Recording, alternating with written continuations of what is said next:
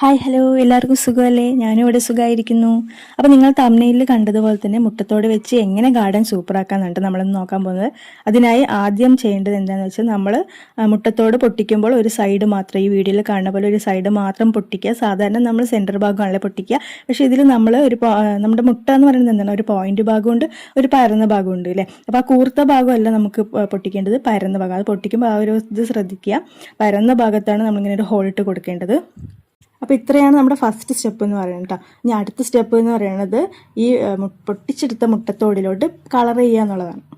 അതിനായി ഞാനിവിടെ ഈ പെയിൻ്റാണ് യൂസ് ചെയ്തിരിക്കുന്നത്. ഒരു പെയിൻറ്റ്, ഒരു ബ്രഷ് എടുത്തിട്ടുണ്ട്. നിങ്ങൾക്ക് ഏത് പെയിൻറ്റ് വേണമെങ്കിൽ, നിങ്ങളുടെ കയ്യിൽ ഏത് പെയിൻ്റാണുള്ളത് അത് നിങ്ങൾക്ക് യൂസ് ചെയ്യാവുന്നതാണ്. ഞാനിവിടെ ചൂസ് ചെയ്തിരിക്കുന്ന കളർ എന്ന് പറയുന്നത് വയലറ്റും വൈറ്റും ആണ് കേട്ടോ. അപ്പോൾ ആ ഒരു കോമ്പിനേഷനാണ് ഞാനിവിടെ എടുത്തിരിക്കുന്നത്. നിങ്ങൾക്ക് നിങ്ങളുടെ ചോയ്സ് അനുസരിച്ചിട്ട് ഏത് കളർ വേണമെങ്കിലും എടുക്കാം കേട്ടോ. അപ്പം ഞാനിവിടെ എടുത്തിരിക്കുന്നത് നാടൻ മുട്ട ആയതുകൊണ്ട് അതിൻ്റെ കളർ ഒരു ലൈറ്റ് യെല്ലോയിഷ് ആണ്. അപ്പോൾ അതുകൊണ്ടാണ് ഞാനിവിടെ വൈറ്റ് എടുത്തിരിക്കുന്നത് കേട്ടോ. വൈറ്റ് എന്ന് പറയുമ്പോൾ നമ്മുടെ ഗാർഡനിലൊക്കെ ഭയങ്കര അട്രാക്റ്റീവ് ആയിട്ടുള്ള കളറായിരിക്കും. അപ്പോൾ അതുകൊണ്ട് ഞാൻ വൈറ്റ് കളർ അതുകൊണ്ടാണ് ഞാൻ ചൂസ് ചെയ്തിരിക്കുന്നത്. അപ്പോൾ എടുത്തു വെച്ച മുട്ടയിലോട്ട് നമ്മൾ ചൂസ് ചെയ്ത് വെച്ച കളറും എല്ലാം പെയിൻറ്റ് ചെയ്ത് കൊടുക്കുക. അപ്പോൾ അതാണ് നമ്മുടെ സെക്കൻഡ് സ്റ്റെപ്പ് എന്ന് പറയുന്നത്. പെയിൻറ്റ് ചെയ്ത് കഴിഞ്ഞാൽ നമ്മൾ എന്ത് ചെയ്യുക, അതൊക്കെ ഒന്ന് ഡ്രൈ ആക്കാൻ വെക്കണം. അപ്പോൾ ഒരു half an hour to 2 hours വരെ അത് ഡ്രൈ ആക്കി വെച്ചാൽ നമ്മുടെ ഇത് സെറ്റായിട്ടോ. അപ്പോൾ ഈ സെറ്റാക്കി വെച്ച ഈ ഒരു മുട്ട നമുക്ക് നമ്മുടെ ഗാർഡനിലോട്ട് കൊണ്ടുപോകാം. അവിടെയാണ് നമ്മുടെ ഫൈനൽ സ്റ്റെപ്പ് എന്ന് പറയുന്നത്.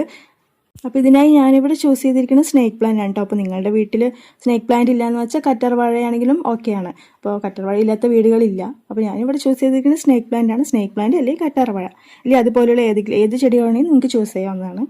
അപ്പോൾ നമ്മൾ റെഡിയാക്കി വെച്ചിട്ടുള്ള ഈ മുട്ടത്തോടുകളെല്ലാം ഞാനിത് ഈ സ്നേക്ക് പ്ലാന്റിലോട്ട് വെക്കാൻ പോവുകയാണ് കേട്ടോ. കണ്ടോ എന്ത് രസമാണ് കാണാനായിട്ട്. ഇതുപോലൊരു 3-4 ചെടികൾ ഇങ്ങനെ അവിടെ ഇവിടെ ആയിട്ട് വെക്കുകയാണെന്നുണ്ടെങ്കിൽ, ഗാർഡൻ്റെ ഇടയിൽ അവിടെ ഇവിടെ ആയിട്ട് വെക്കുകയാണെന്നുണ്ടെങ്കിൽ നല്ല രസമായിരിക്കും കേട്ടോ കാണാനായിട്ട്.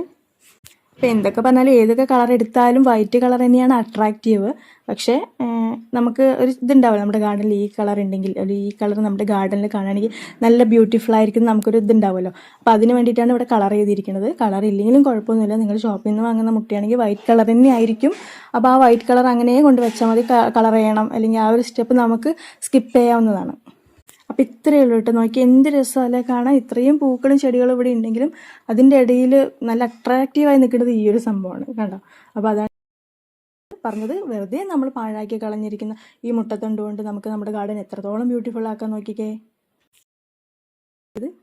അപ്പോൾ എൻ്റെ ഈ വീഡിയോ ഇഷ്ടമായെങ്കിൽ, ഇതുപോലുള്ള വീഡിയോ നിങ്ങൾക്ക് ഇനിയും വേണമെങ്കിൽ എൻ്റെ യൂട്യൂബ് ചാനൽ സബ്സ്ക്രൈബ് ചെയ്യുക, ലൈക്ക് ചെയ്യുക, ഷെയർ ചെയ്യുക, സപ്പോർട്ട് ചെയ്യുക. താങ്ക്